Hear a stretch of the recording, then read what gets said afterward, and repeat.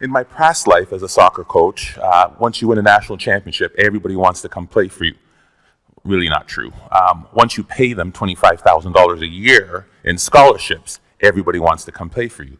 And parents would always come to me and they'd say, okay, my son or my daughter wants to come play at your university. What is it that we have to do? What are you looking for? And being the Socratic professor that I am, well, what does your son or daughter do? What do they do really well that we'd be interested in? And typically their answers are, well, they've got great vision. They're really good. They can see the entire field. Or my daughter is the fastest player. There's nobody that can beat her. Or my son's got a great left foot or really, really great in the air and can head every ball. I'm like, yeah, not bad. But to be quite honest with you, those are the last things I'm looking for. The most important thing, self-confidence. Without that skill, and I use the word skill intentionally, without that skill, we are useless as a soccer player. Because when you lose sight or belief in yourself, we're done for. I use the definition of self-confidence to be the ability or the belief to believe in yourself to accomplish any task, no matter the odds, no matter the difficulty, no matter the adversity. The belief that you can accomplish it. Self-confidence. Some of you are saying, great, I don't have it. I'm so shy. I'll never do good. And you start to drag all the way down here. But I use the word skill because I believe it can be trained. And I'll show you a couple of ways in which we do. Hopefully I won't run out of time. I don't use any slides because my speech always goes here, here, or here. So we'll see which way we get to. The easiest way to build self-confidence. There's no magic button. I can't say, hey, this plane is going down. Who can fly it? Put your hand up. I can. I'm confident. Repetition, repetition, repetition. Right? What does Malcolm Gladwell call it? The 10,000-hour rule. There's no magic button. I recruited a goalie from Colombia, South America one year. Big, tall, 6'3" man. He had hands like stone. I thought he was like Flipper. Every time I throw him the ball, down onto the ground. I was like, oh my God, we're in trouble. Simple solution. Get to the wall, kick a ball against the wall and catch it. Kick the ball against the wall and catch it. His goal was 350 a day for 8 months. He came back. His hands were calloused. The moisture on his hands were literally gone. He is now playing in Europe. Magic? No. Repetition, repetition, repetition. The problem is we expect to be self-confident, but we can't be unless the skill or the task we're doing is not novel, is not new to us. We want to be in a situation where we've had so much pressure in that, and what I mean, because pressure builds diamonds, we want to be in a situation where, hey, I've done this 1,000 times. I did my speech, and I practiced in front of the mirror. Hey, I'm sounding good. And then I went in front of my kids and my wife. I was like, oh gosh, got a little nervous. And then I get in front of Glenn Gould. Oh my goodness, I'm a little more nervous. By the time I get to the ACG, where 2,500 people, can't say anymore, right? 2,500 people, where 2,500 people are there, I won't have a single ounce of nervousness because of my ability to practice, right? Over and over and over again. The problem with repetition is, how many of us bail after the first bit of failure? How many of us bail after the first bit of adversity? Edison was on that video. And depends who you ask, there's anywhere from 1,000 to 10,000 tries to build that light bulb. 1,000 to 10,000. J.K. Rowling should be on that video. You know how many publishers she took her Harry Potter book to?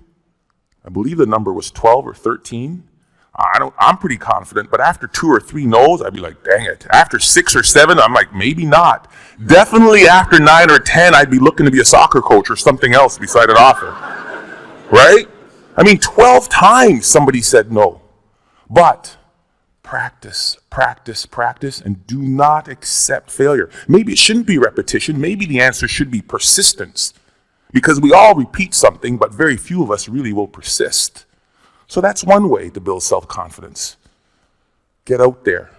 Do what you want to do and accept no, do not accept no. The other one is self-talk. We all have a self-talk tape that plays in our head. Anybody go shopping and put on a pair of pants this week? If you're a woman, the first thing that always comes, damn, I look fat in these pants. And if you're a man, it's the opposite. Oh God, I have no muscle, I'm so flabby, right? We all have this tape that plays in our head. As a student, if they asked me the question, it was like, oh, gee, please, professor, don't pick me. I don't know the answer. I look down, right? If you're let me tell you something, and the VP of Business Admin is here, so I shouldn't repeat this, but when they hired me as an athletic director, I sat in an architect's meeting, and I am about as dumb as a post when it comes to anything to do with numbers and angles. And they're like, the fundibulator valve of the architectural, what do you think, Dr. Joseph? Let me look into that for you and get back to you. Right? I was saying, oh, God, please don't ask me. Please don't ask me. We all have this negative self-talk that goes in our head. Guess what? There's enough people that are telling us we can't do it, that we're not good enough. Why do we want to tell ourselves that? We know for a fact that thoughts influence actions. We saw it there with the video Sheldon, Dr. Levy showed, right? We know that our thoughts influence actions. Why do we want to say that negative self-talk to ourselves? We need to get our own self-affirmations. Muhammad Ali, what was his self-affirmation? I am the greatest. Who else is going to tell you? There need to be quiet moments in your bedroom, quiet moments when you're brushing your teeth, that we need to reaffirm, I am the captain of my ship and the master of my fate. That is my affirmation. I came from a school of 1,000 people. I lived in a town of 1,000 people for 15 years. There's no reason that I should be in charge of an athletic department building Maple Leaf Gardens. But I am the captain of my ship and the master of my fate. If I don't say it, if I don't believe it, no one else will. How do you build self-confidence? Get away from the people who will tear you down. There's enough of that. Muhammad Ali, I am the greatest. There is no one better than me. It's a difference between hubris and ego and false pride. It's just reminding yourself in quiet, silent moments. I put it down on a list. It's right beside my mirror, right? About all the things that make me who I am. Because I make enough mistakes, and the newspapers will recognize it, and people around me will recognize it, and they'll tear me down. And pretty soon I'll begin to believe it. There was a time when my confidence was really low. There was a time when I took this job, when I came from Iowa, I don't know if I could do it. I had to bring out my self-confidence letter. A letter I wrote to myself when I was feeling good. Ivan, congratulations on getting your PhD before 40. I am 40, under. Congratulations on winning a national championship. Good job on raising 3 good kids and marrying the right woman. I wrote a letter to myself. It was my own brag sheet, my own letter about the things I was proud of. Because there are moments, and we'll all experience them in our career, in our life, in our job hunting, in our relationships, when we are not feeling good about who and what and where we are. And I had to bring out that letter and read it time and time again for a period of about 2 weeks to weather me through that storm. It was important. Stop the self-talk, the negative self-talk. If you'll watch, you'll see some athletes, they'll have a little bandage or a little brand around them. Lance Armstrong's a perfect one. What's his self-affirmation? Live Strong isn't a brand. It was to remind him of who he was. Live strong. Then it came a brand. He would move that from one arm to the next arm when doubt and fear came into his mind. Live strong. Put it on there. Let's go. We'll all have it. Replace it. 2 ways to build self-confidence. Worried about my time, I'm going to tell you of one way that you can build self-confidence in others. We are coaches and educators. We are teachers. We are people who will create value in the world. And in doing that, we are critical by the nature of what we do. I am a coach. I want you to score a goal. Ball went over high. Dang it, the ball went high. Thank you, coach. I know that. Feedback tells me that. So what do? I need you to put your elbow or here. I need you to put your knee over the ball. I need to follow through. Boom, land. Great. Notice I never made it as a professional. What can we do? We fix mistakes. When I'm fixing that mistake, Johnny, this is terrible. You need to bend your knee. You need to do this. What have I done to Johnny's self-confidence? Bend your knee. Think of this. Think of this. Next thing you know, Johnny's crushed. Ignore what Johnny does wrong and find Bob or Sally or Frida over here. Great goal, Frida. I loved how you kept your knee low, you followed through, and you landed like this. Great job. Johnny, oh, great. Johnny's not demoralized. His confidence isn't shot. And what I've done is I've built up Frida's. Imagine how we could change the way we parented kids. Instead of, get that glass off the counter, what's wrong with you? If we catch them while they're good.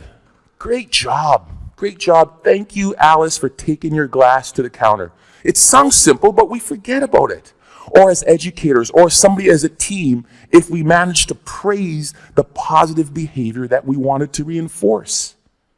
We forget it. It sounds so simple. Catch them when they're good. We forget it. It's simple. Here's what they did. There was a study in Kansas that did this. They did video, and we all do video, and we showed the video of them doing the run to the play. This goal happened because the basket wasn't protected. We didn't rotate here right. We needed to do this and then to cover the slot.